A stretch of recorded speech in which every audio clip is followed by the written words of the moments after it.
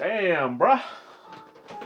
Look at that form, bruh. That's a thick boy. That's a thick boy. That's a thick badonkadonk. So, oh yeah, I forgot. Bottoms up.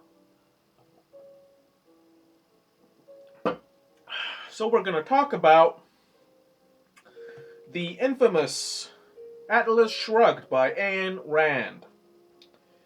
And it took me about a month and a half, maybe two, to finish this bad boy. And I have to make two two specifications here before I go into this review. First of all, I have to talk to my boys at Penguin Books yet again. Uh, you gotta do better with your covers. And I mean the material of your covers, it's appalling. It's recycled tissue paper. Uh, I can't carry this book anywhere. I had to put it in a Ziploc bag, and it still got fucked up. Okay, so do better with your cover. Use better materials. That's what I want to say. Okay, and the second thing, I have to mention another thing. So we've all heard about Ayn Rand, her philosophy, and her two famous books, Atlas Shrugged and The Fountainhead. Now, this is a book you read out of curiosity. But once you're done with it, okay, once you're done reading this book, you will never ever touch it again. And I mean that. You will never touch it again. You will never look at it again. When you're gonna pass your bookshelf and you're gonna see this book, you're gonna look away. Okay? And I'm not saying this in a meanful way, in a spiteful way. It's just it is what it is. This is that kind of book. You read it once and then you never touch it again. Okay? Now, just like War and Peace. You read it once because it's that famous book and you never touch it again. You never think about it again. Now, with that being said, let's get into this review. I mean, this was a chore to read, my guy. This was a chore to read. Some parts were just goddamn, they were numbing the brain. They were just, it's like kicking a dead horse. You're not gonna bring it back to life. Some of these passages, some of these chapters, some of these dialogues, some of these philosophies, it's too much. It's too much, and it's not in a good way. It's just an extremely laborious, extremely dull, chronically, chronically overextended, prolonged. It's dragging on its feet. Uh, I wanted to love this book. I wanted to love this philosophy. I wanted to love this writer because it's one of those famous books. And here I am sitting like, what the fuck? What the fuck happened? I don't see why this book is so famous. Uh, First of all, we begin with who is John Galt? Okay? Who is John Galt? And at first I was, okay, that's a good start. That's a good start. No complaints. And then, right after we are introduced with this character, Eddie Willers. So, how do you start a book with who was John Galt, which is a pretty decent premise to begin your book with, and then you continue with some random character, Eddie Willers, that's not really that important in this book, and that completely destroys the flow of this beginning. Now, this catchphrase, or should I say this meme, Who is John Galt? Right? Over and over again, you hear about it. You hear this catchphrase being mentioned, this question, throughout the book, and you know, there is no context to this catchphrase. It just comes out of nowhere, and it's never explained why this catchphrase is as popular as it is, right? Who's John Galt? Everybody says it. They don't know what it really means. They don't know where it came from, and it's never really explained how this question came about and why is it so popular. You cannot put this forward and not explain it at least a little bit. You know, how did this start? Who was the person who said, who was John Galt? And everybody was, well, who is John Galt? And everybody else was, well, who is John Galt? And so it went. I mean, there has to be some sort of, genesis to this, right? But it's never really explained.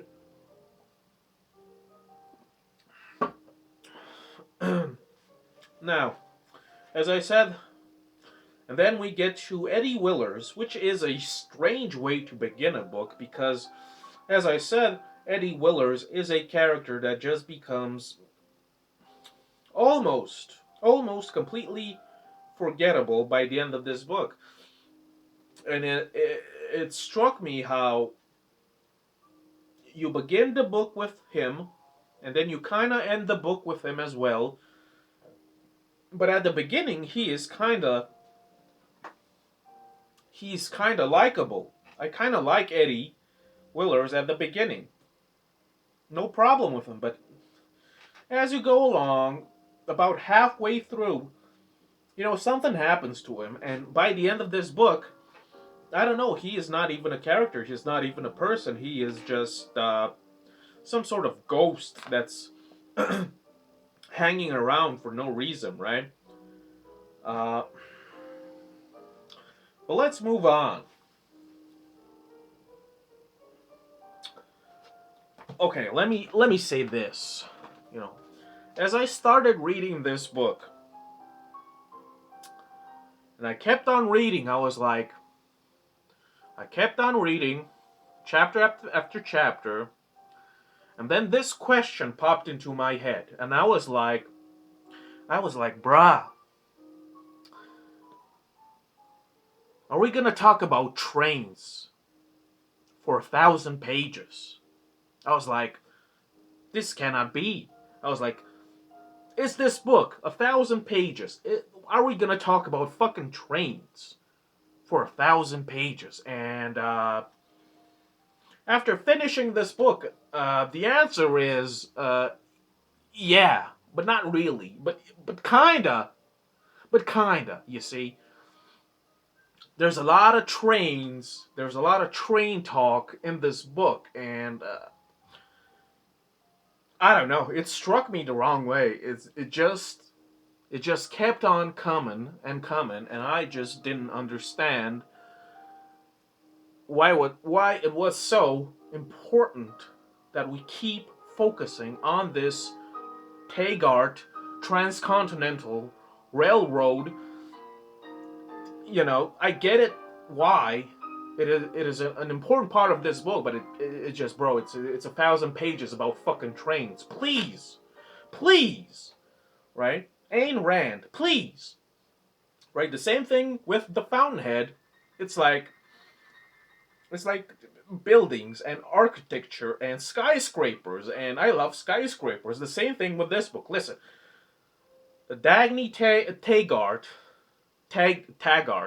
however you pronounce it, Dagny, she is the personification, the epitome of the meme, I like trains, because she likes trains, right? Just like in the Fountainhead, there was another female character who she loved skyscrapers, right? So Dagny, she loves trains, right? And I was like, yeah, sure, whatever floats your boat, bro. I don't know what the fuck you're so in love with trains, but whatever, right? So we have all of these business people, these industrialists, who, they're just so proactive, they're so workaholics, they're just so productive all the time, and of course they are sustaining and maintaining civilization as it is. Without them, allegedly, in theory, you know, a metropolis like New York would collapse on itself if these people were to stop doing what they do. And what they do is greatness, because they are geniuses, because they are professionals, they are sublime, they are decisive, they are tremendous, allegedly, right? So we have these industrialists, Dagny, we have Hank Reardon, we have a handful of these big boys, these industrialists, and they, because they produce the services and the goods for the population, that is why a nation keeps on going, because, they produce, jobs, services, goods, whatever, allegedly, right? But, they're starting to figure out that pretty much everyone around them, with few exceptions, they are incompetent, right? To the to the extremes that it is just laughable, right? By the end of this book, you know, it turns out that pretty much everybody except these geniuses, these divine entrepreneurs, it seems that everybody else, millions and upon millions of people, they seems to be dumber than a sack of bricks. They don't know what to do. You know, as I was reading this book and I got to the end, I was just like questioning, how do these people even tie their own shoelaces? How do they even remember to breathe? Because as it shows in this book, it seems to me that you have these industrialists at one side, and they're just fucking so smart, and they're just so competent. And then you have the masses, the hoi polloi, and they seem like they're fucking dumber than a sack of bricks. It's a comedy. It reaches a level of comedy that it becomes, you know, horrific. It wasn't even funny. I try to enjoy, because I thought that the author, she was making a point to, you know, turn this as humorous as possible, where you have people, they don't even know what to do in any situation. They keep asking questions. What do I do? What do I do? Tell me what to do. I'm not responsible. You're responsible. Will you assume the responsibility? And I'm like, bro, this reaches an apex of ineptitude that it's not even funny. And then if you keep on reading, you kind of realize that the author, she didn't write this as a comedy, which shocks me, right? Because, if you watch my Fountainhead review, I specifically mentioned that at least the Fountainhead had a bit of comedy in it, right? This book is just dry as fuck, boy. I mean, this book is dry as fuck. I mean, I tried to laugh. Don't get me wrong. Maybe there were a couple of tidbits here and there gave produced a chuckle, but otherwise, this book dry as fuck, dry as a desert, right? Just checking my clock here, right? So where do I start? Do I start with the alleged amazing characters, or do I start with the supposed fantastic storytelling that's happening here in this brick ass of a book, this fat badonkadonk of a book, right? Took me 2 months to read this bitch. Uh, Let's start with the characters. As I said, Dagny Taggart, she's our protagonist. She likes trains for whatever reason. Listen, I love a lot of things, music, art, books, and I think about them constantly, and I write books, and I'm just infatuated, but I don't fucking think about books 24/7, my guy, right? And I love them to death. They are my passion, but jeez, Dagny, she's on another level of just, I like trains. Well, good for you, Dagny. I mean, after a point, it becomes annoying, right? And another thing about her, she is like the second in command at this Taggart transcontinental transcontinental railroad. Her brother James, he is the CEO of this company, and as you go along and you and you read this book,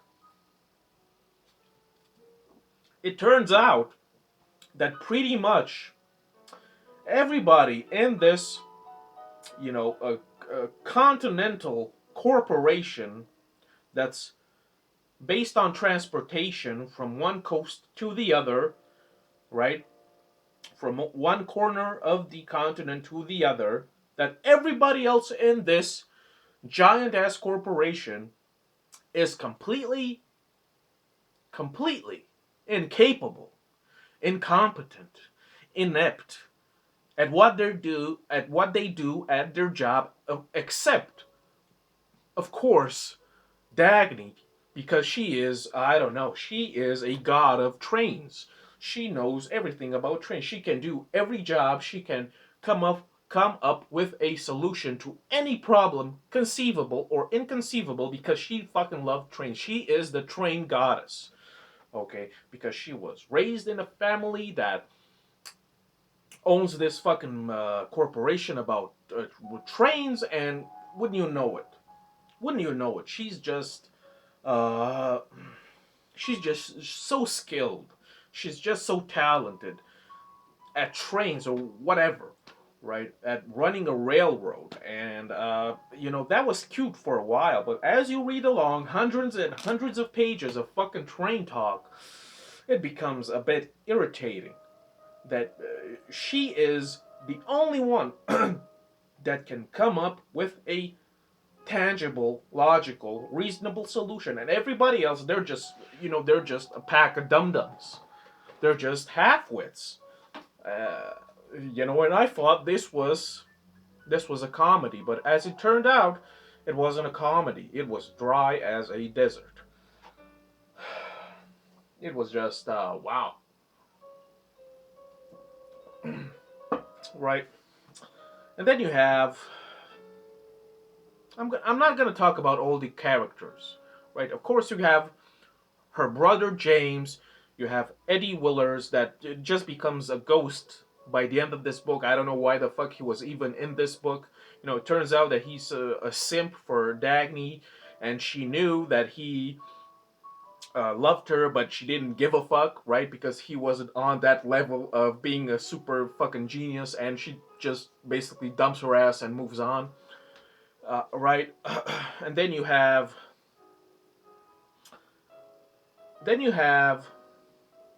Hank Reardon, right? And yet again, we have another fucking genius on our hands, right?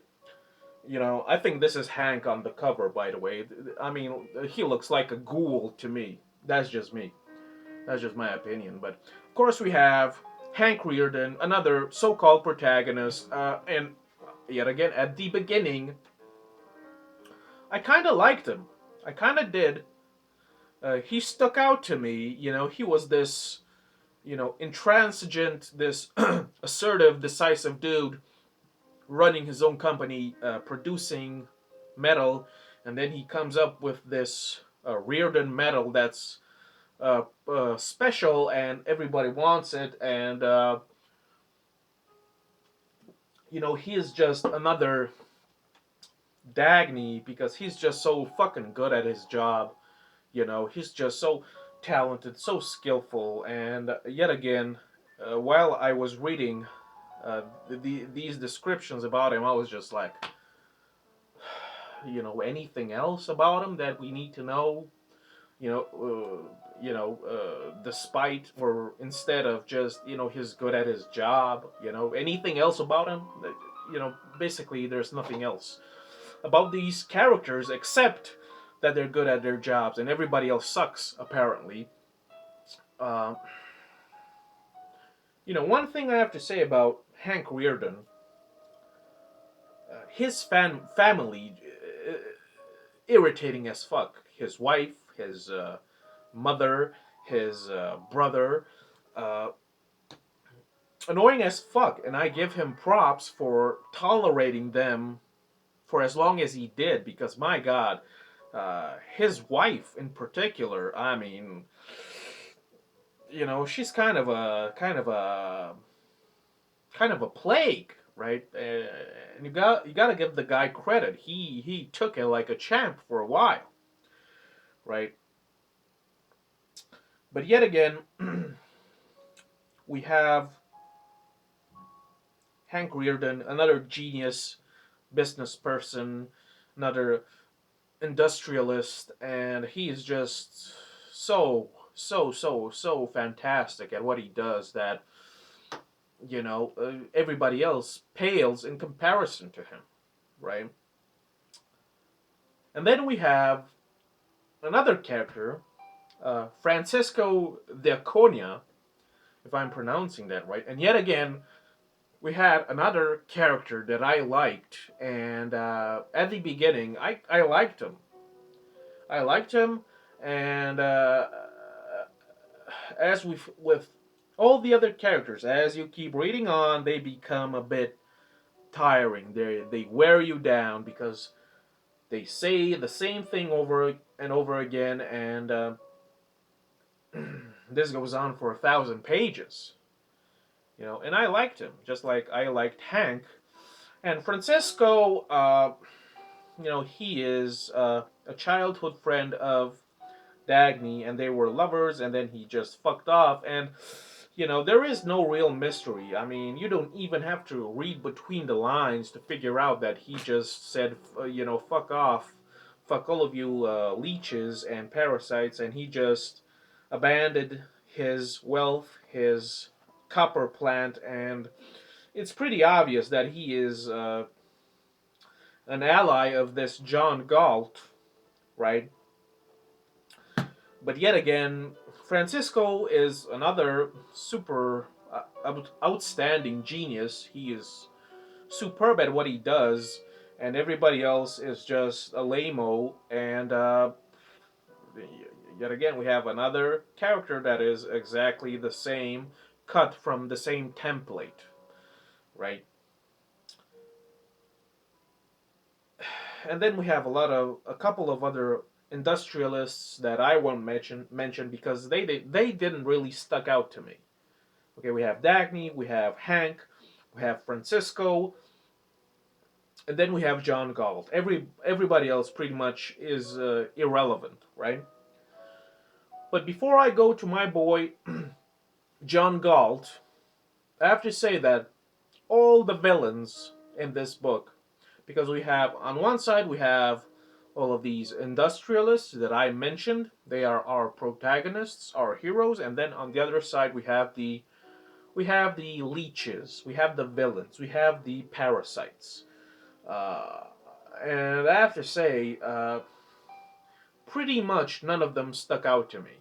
They were plain, they were cardboard cutouts, they were they didn't stand out in any way, shape, or form, and that was just surprising to me. I mean, the story of this book is nothing to brag about, but at least, I mean, if you're gonna write a lame ass story, at least have a decent villain. But no, all of the villains here, they're just I don't know what to call them. How do I describe them? How do I classify them? They are, let's just say this. Every time they are mentioned, their names are mentioned, I'm like, who? What? Who's that? Right there, they are forgettable. Everybody. I'm talking about, Dr. Ferris. Uh, who else? I mean, Mr. Thompson. James Taggart is with them, and a couple of others. See, they're so forgettable that I just don't give a fuck. Whenever they're mentioned in this book, I'm just like, here we go again. Irrelevant stuff, irrelevant stuff. I don't care. Right? They are the parasites and the leeches. And of course, the story of this book is we have all of these genius industrialists who just are so productive that they keep an entire continent going, and a metropolis like New York going, uh, because everybody else is just so incompetent, wouldn't you know? And we have the leeches who slowly but surely get into command. They become, they get they control the nation. For whatever reason, I don't really get how they become so powerful. I mean, there's no mention of the president or the vice president. You know, the, the other politicians of importance aren't mentioned here. This group of villains that I just mentioned, they get into power seamlessly for some reason, and they fuck everything up, and they take advantage of the kindness of our team of genius uh, industrialists, and they get taken advantage of, and you know, a lot of them they can't take it anymore, and they just fuck off, and it shows by the end that they went with John Galt, right?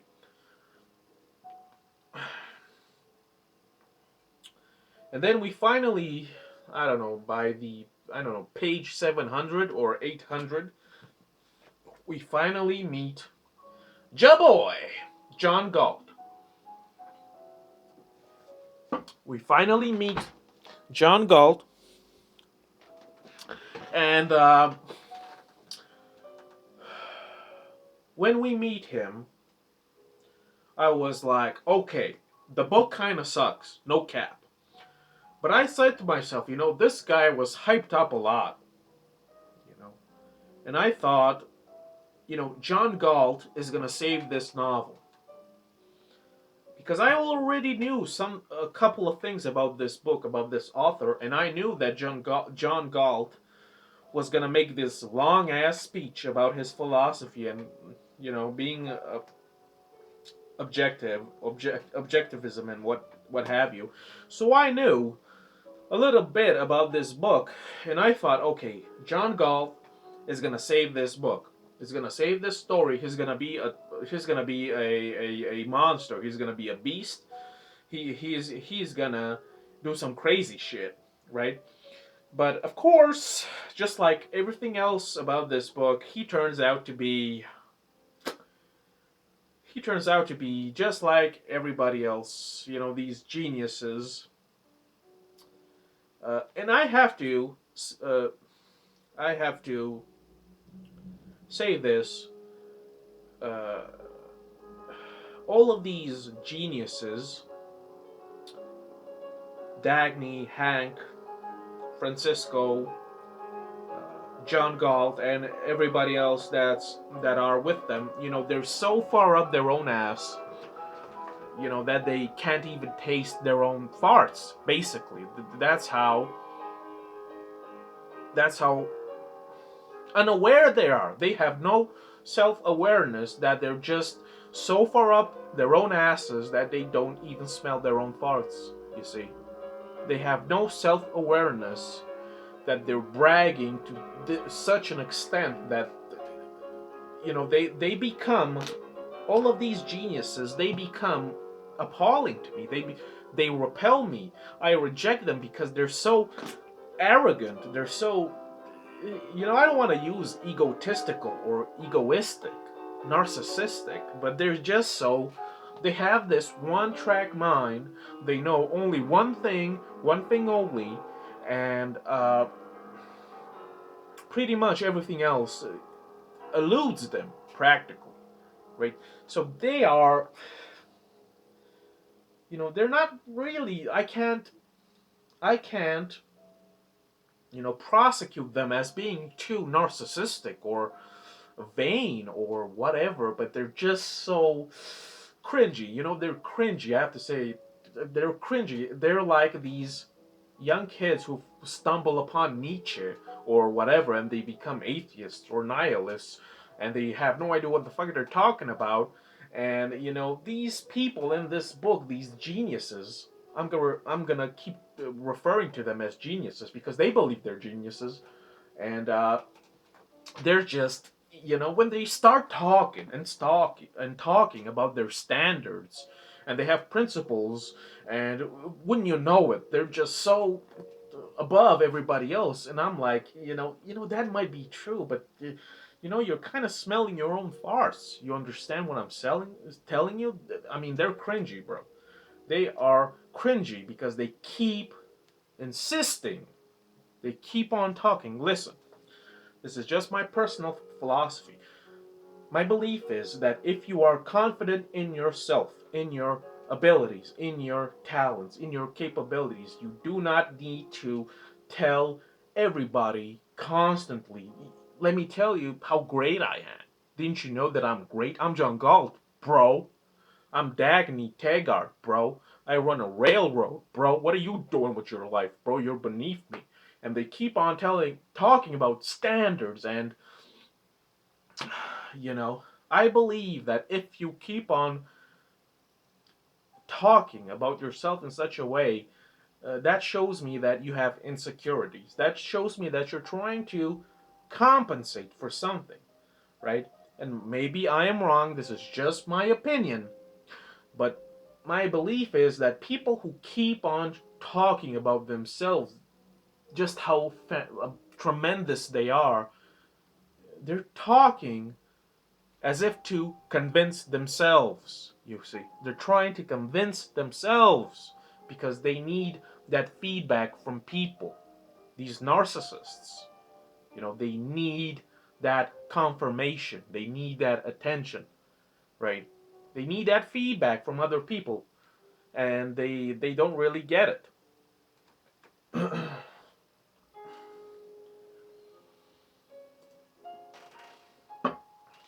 What else? Uh, okay, let's talk for a second about this so-called philosophy, right? And as you can tell, I'm all over the place. There is no structure. I love chaos. Fuck it, whatever. It is how it is. So I'm gonna talk about this little philosophy of theirs. And I get it. This book was written in a certain time. The author, she had to deal with the Bolsheviks. She had to flee from Russia, and they took all of her wealth. And she lived in New York, and socialism was everywhere, and blah blah blah. This ideology of sacrificing yourself for thy neighbor was everywhere and still is today. And I get it. I get it why she is so adamant about her philosophy, objectivism, and I agree with a lot of her points. The problem is that, yet again, she's beating a dead horse. She's beating a dead horse. We understand what you're talking about. There is no need for this to be prolonged, extended to 1,200 pages. There is no point. But she does it anyway. So, this so called philosophy of this book, right? Which is, of course, that it's in the oath. I swear, I pledge myself to not sacrifice myself for anybody else, and I also do not demand that somebody else sacrifices himself for me. And of course, no problem with that. I think that's completely reasonable. But from what I gather, it's simple. Every person has a right to live for himself or herself. Every person has the right to work for himself, to strive for his or her happiness, to attain and achieve her or his, aspirations in life, to do basically what you desire, as long as you don't break the law, as long as you do not harm anybody else along the way, then you are Gucci, my guy. You are Gucci. And I agree with this philosophy. No problem. But it's like, I don't sense, maybe I'm a bit cynical, but I don't sense anything extraordinary or extravagant about this philosophy. It's like, yeah, it's selfish, uh, egotistical, egoistic, narcissistic, vain, self-loving. Uh, yeah, so what? I don't give a fuck, right? How is this so? It's like the fact that you want to do what you want with your life to attain your happiness and do what you want to do, what you love. That's selfish, and there is no problem with that. This is, I don't know, to me, this is a kindergarten level philosophy. I'm not trying to offend anybody, and I'm not trying to be mean, but that's just me. I mean, you know, live your life the way you want it to live. Uh, Work for your own goals and fuck everybody else. It's all about me. Fuck everybody else. No cap. I mean, I don't. The YOLO. You understand what I'm saying here, right? I mean, there's nothing exotic about this philosophy. And I get it. She lived in a time where things were fucking weird, right?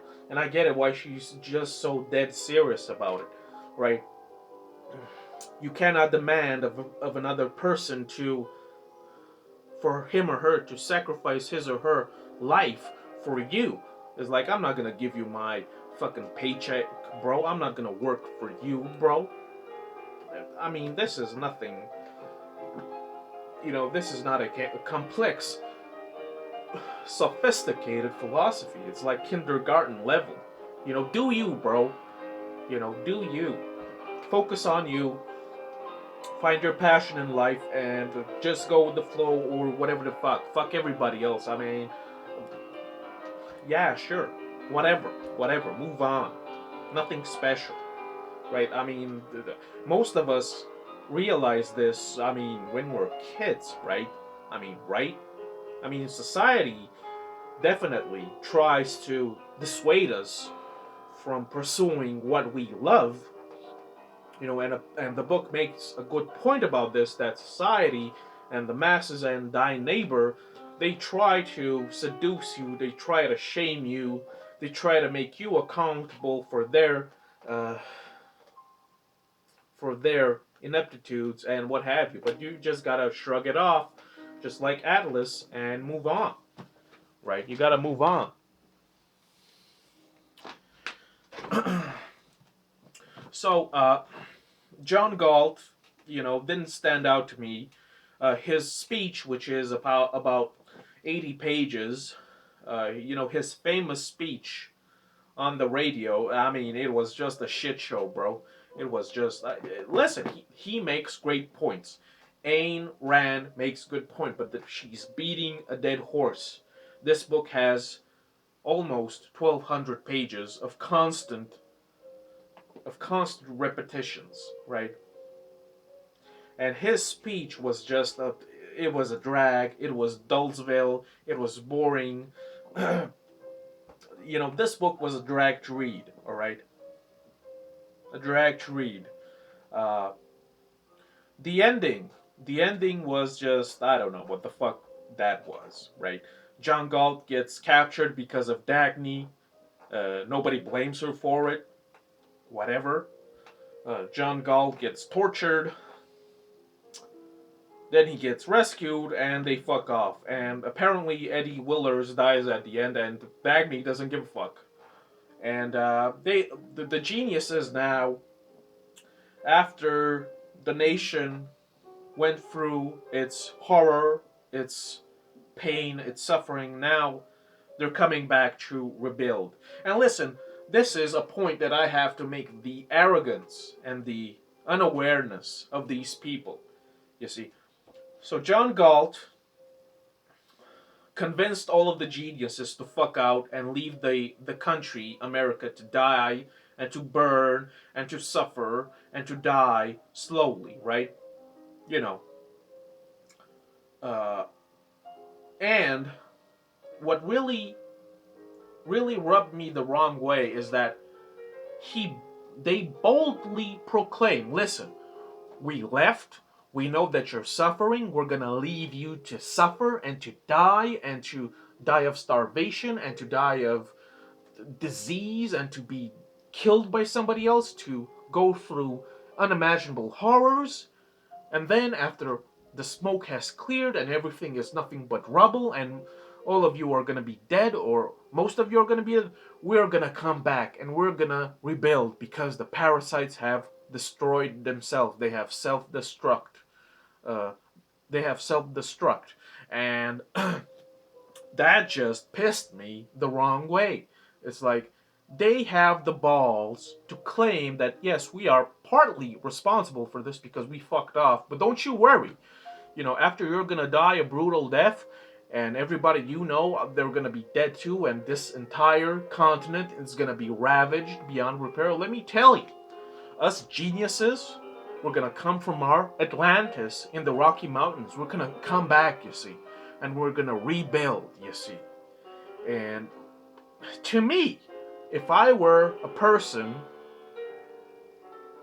in this book hearing this nonsense, I would have said, you know what? How about you fuck off, John Galt? How about all of you can just fuck off and stay in your Atlantis in the Rocky Mountains and build your utopia there? We're fine without you. You see, that would have been an amazing turn in this book if the people just woke up and said, you know, all of you geniuses, Dagny, Hank, uh, Francisco, Ragnar, and John Galt, how about all of you take your shit, take all of your talent and skill and genius level, big brain, 5D chess game, and how about you fuck out? Fuck out of here. And don't come back. We don't need you. We, the little people with our little brains, we're incompetent. We're nothing compared to you, but we don't need you. That would have showed an amazing presence of character, right? And it would have showed that the author isn't so biased in favor of her geniuses, of her industrialists, right? She's very biased for her favorites, right? And that would have been a nice turn in the stale development of this book if the people would have rose from the rubble, you know, disheartened, despairing, hungry, their children dead, and the geniuses led by John Galt would come down, and all of these people would have collectively said, fuck off, right? That would have showed tremendous character. That would have showed that even though all of these people, they're not geniuses, at least they have some self-respect. And they're not going to be treated and spoken to like they're a bunch of savages, about a bunch of half-wits, right? But it never happens. So, what can you do?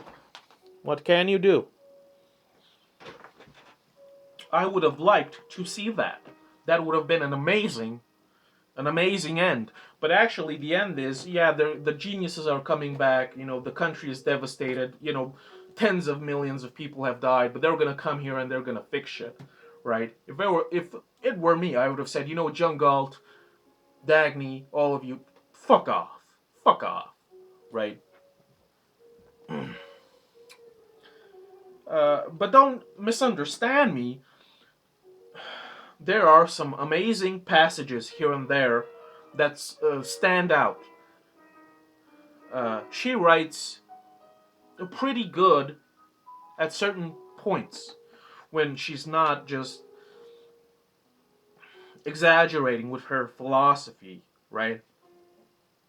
Uh, Dagny, she sleeps with Francisco, then she goes with Hank, then she goes with John Galt. She cucks Eddie Willers because he's not on that level. Nobody seems to mind. But they all have all of these standards, but they don't have a problem with Dagny just moving from one guy to the other because they represent some sort of standard of a man, whatever, right? So don't get me wrong.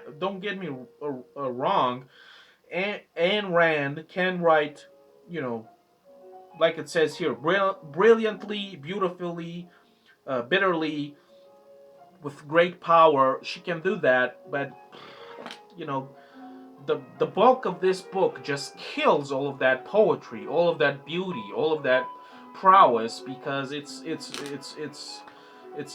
overinflated carcass, right?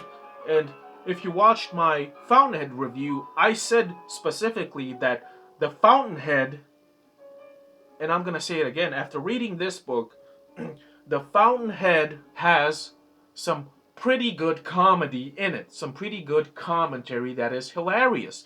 This book barely has a few lines here and there that are moderately funny. Moderately. This is a stale book, very dry. The Fountainhead has some great comedy, some great commentary here and there. This book, it's a hassle. It's a hassle, right? And as I said before, you read it once, you put it on a shelf, and you never touch it again, right? You never touch it again. There's nothing for me in this book. There's nothing in this book that captures me, right? A book should be a demon. A book should be a ghost. It should haunt you. It should possess you. I think it was Kafka who said, a book should wound you. A book should stab you. A book should cut you into pieces. A book should leave scars. Because if they don't, then what good are they, right? And that's a good definition. That's a good metaphor. This is not one of those books. This book will not haunt me because, for obvious reasons, it's uh, it's meh, right? It's meh.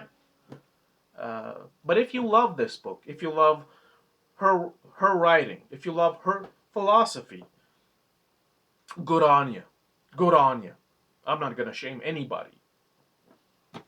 This was not for me, right? It just was not for me. It was an exhausting trial. It was an exhausting tribulation. It was an exhausting labor to read this book. 2 months of my life for something. Trains and Reardon metal and bridges and standards and I don't know what the I don't know. I don't know. Right? There's a Weapon X or a Project X in here that uses sound. I don't know where that came from. Came out of nowhere. James Taggart is just right. A lot of these characters are just I don't know. I don't know what to say, man. You know, this review was chaotic, but you know, I thrive in chaos, and I think I got the point across, right? Uh, if you like this book, good on you. I don't understand why, but each to his own, right? We're not gonna criticize anybody for liking, you know, a book or an author, right? Even though I don't understand what's so great about this book or this writer, she writes fine. Her style is all right. I have no problem with her writing style. Some of her paragraphs are above average. I like the way she does social commentary on the masses, in this book and in The Fountainhead, she has some brilliant commentary about the masses that are average, banal, ordinary, usual, mediocre, and so on. She does that brilliantly. I love to do that too in my writing. So there are pros as well as cons to her writing. But overall, this book is dead weight. It's dead on arrival to me, to me, right? And that's pretty much it. Oh, and one thing, you know, the characters they're one-dimensional.